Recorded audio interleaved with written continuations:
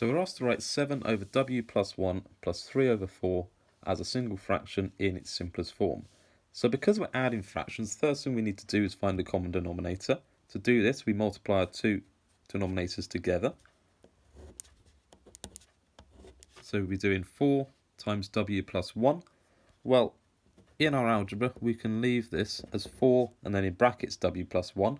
And because we're asked to write in its simplest form, we leave it like this. We don't expand the brackets. We leave it as 4 and then in the brackets w plus 1, which just means 4 times everything in this bracket, this w plus 1.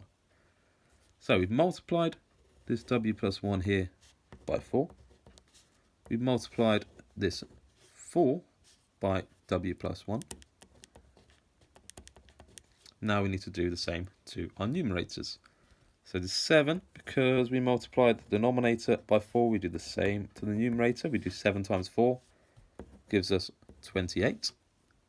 And this 3, because we times the denominator by w plus 1, we do the same with the numerator.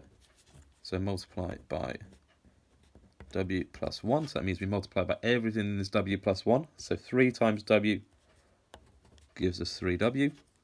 3 times 1 gives us 3. Now that we've got common denominators, we can just add the two top parts, our two numerators, together. So looking for our like terms, we see we've got a w here and we've got two numbers on their own there. So this 3w, because it's the only w term we've got, we can just leave it as it is. So 3w, and then we've got 28 plus 3, which gives us 31. So we get an answer of 3w plus 31 over 4w plus 1 in your brackets. And that's your final answer.